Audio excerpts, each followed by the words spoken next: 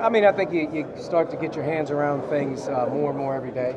And as the academic year finishes and you start to move into your summer, you really start to plan a little bit more. It feels a little bit more normal in terms of getting your off-season program up and running. Your staff is sort of through the transition phase. They're there with you every day, and you're just, at that point in time, really, building. Until we can get through a whole summer and a fall, I don't think we'll really have a real good feel of what the possibilities can be. We got a lot of room to grow with a lot of guys individually, and I think that's been the one great thing, even a little bit in the spring, but more so these first four weeks of the summer. We've had 5 or 6 guys on campus, and we've been able to start to get to work with those guys. I think guys are getting better, so I'm anxious to get the rest of them back and get started.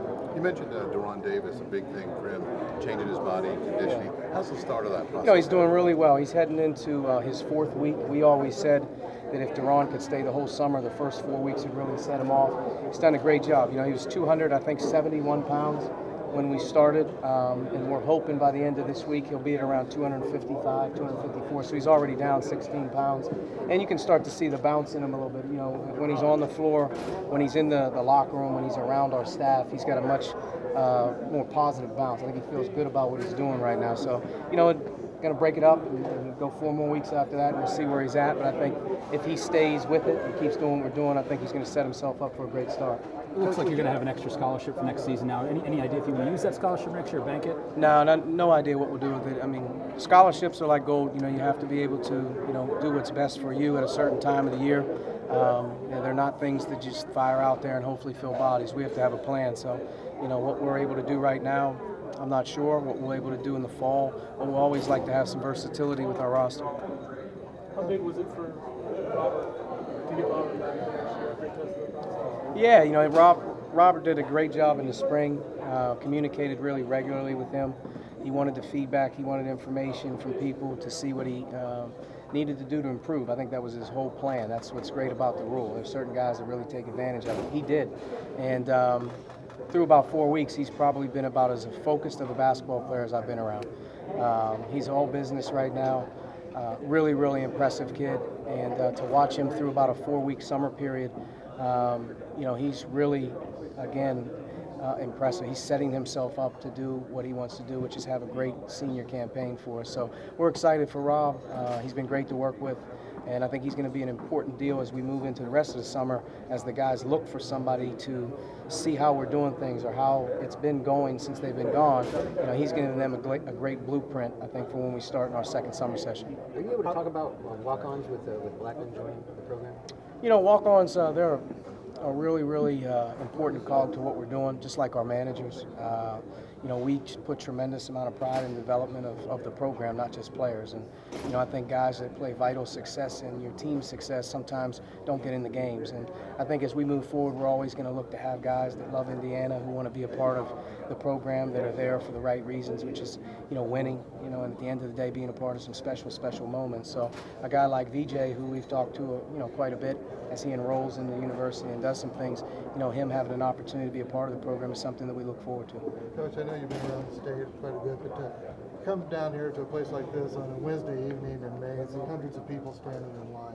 What does that tell you? Oh, incredible passion. I think it just continues to show evidence and speak volumes about what it's like to be a part of, not only IU but this basketball tradition. And to be able to get down here and finally get here has been good, because I think other than people talking to me about coaching in Assembly Hall, the only other thing they've really talked about was Huber Farm. So I'm glad to be here right now. Our staff's excited. I think the turnout's going to be great, and we'll have a good time tonight, and it'll be something that obviously we look forward to being a part of what we do. What's the last couple of months been? Just, I guess, getting a lay of the land, not just within the program, but the town, the university. I've seen you and your staff out a lot just around campus and places like that. What's that been? That's fun. I think that, number one, the university and the town, it's a beautiful place. I've had a chance to be there with no one around, and I've had a chance to be there with our student body intact, and it's a vibrant campus.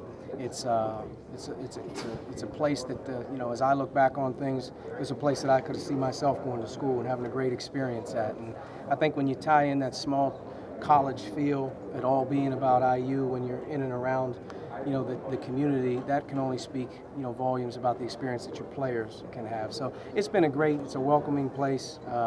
it's really been fun to sort of get to know a lot of people around the campus and in town. And as our staff's been in here, we learn a little more every day about what we have our hands around, and it's been impressive. How's Hartman been in terms of continue to make progress from his return? Yeah, Colin's been awesome. He's been awesome. He's committed to the entire off-season on campus, so he's actually been there with about 4 other guys. Where he started at 7 weeks ago, if it was at a level 1, I thought when we finished the spring he was probably at like a level 3 or 4. And then as we started our summer to see where he started at to where he's at right now, he's starting to move in that direction where I can start to see the player that he once was. So everything's on track in terms of his rehabilitation. His training is great, works extremely hard. I think the great thing about him is, and it's what everybody told me about him, the confidence that he can give a locker room, the experience level that he has, what he's about personally, in terms of his commitment to his teammates and whatnot. There's very few guys that can come off that way all the time, and he's like having another coach. He really is. He's like having another coach in the weight room. He's like having another coach in the locker room. He's got a great vibe about him, as a competitor. So we're excited for him right now. And again, we'll take him slow, though. I don't think that he's going to be running up and down playing pickup or anything like that. But he's on a great path, I think, to being where we want him to be when we need him to be ready. Last summer, I think you had 5 or 6 guys in this program that had off-season surgeries. So does it look like you'll have most people available for summer this year, or do you have people that are going to be out?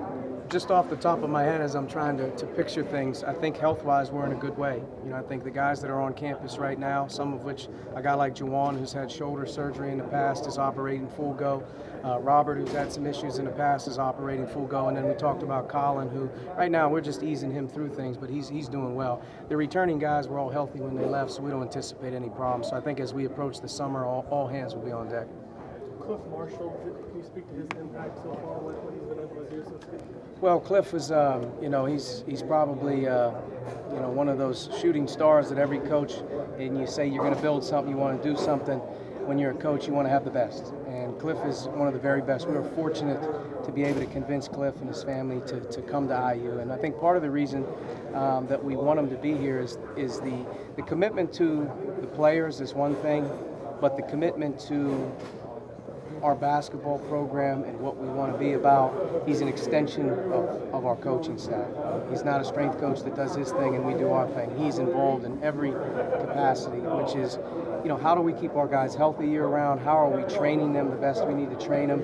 And to be honest with you, I think within about a 3 or 4 week period of time, as you've gotten a chance, or we've gotten a chance, to see him work with our players, to see sort of the response from the players, it's exactly what I knew was going to happen. There's going to be a genuine love there with one of these guys. And to me, we're in the business right now of building the best players we can, but it's also about protecting them and putting them in a situation where they're training right and they're developing, for what they want to do life after IU, and there's no better to have than Cliff. So I think very, very best. Everyone has the best of everything when they say we have the best this, we have the best that. I really feel like for our men's basketball program in Indiana, he's the very, very best that we could have. Archie, how much, just coming here, how much do you look back what people say about the Hoosiers, what they did in the past, and then going forward, what you think about now from now since you took over? Well, I think just being here, it's a very, number one, passionate fan base and tradition. I also think that, with that passionate fan base and tradition and having all the success over the course of decades, that you're now in charge of that, and you have to be very, very responsible for understanding that's what the expectations are. That's what everybody wants to have happen. In this day and age, information is moving so fast and things come and go. Sometimes it's hard to keep people, happy all the time when there's the ups and the downs of a season or a certain recruit or whatever it may be. That's just a different time frame. I think for us, we have an unbelievable blueprint that I think we can build a championship program and bring kids to our university that are going to represent it the right way, and at the end of the day, get this fan base behind us 110%. That's all we want. We want everyone to be proud of what we're doing. Former players, fans, you name it. We just want people to look at us as guys that are doing things the right way and doing it at a very high level. So to me, I knew that coming in. Being here just sort of cements it even a little bit more. But I wouldn't want to be at a place. I don't want to be at a place in general that's not really paying a whole lot of attention to what you're doing. To me, the attention that we get is rightfully it's deserved. And with that attention, we also have some great benefits, which is Assembly Hall, Cook Hall, and all those great things that are possible in a place like Indiana. Coach, I noticed a couple of other players who are spending the summer on campus, like Curtis and Devontae. Yeah. What are you hoping that they get out of this summer, or what do they want to get? Well, Curtis has been great. Curtis was going to go home for about a 4-week period of time. He changed his mind, and now he's been back the whole time.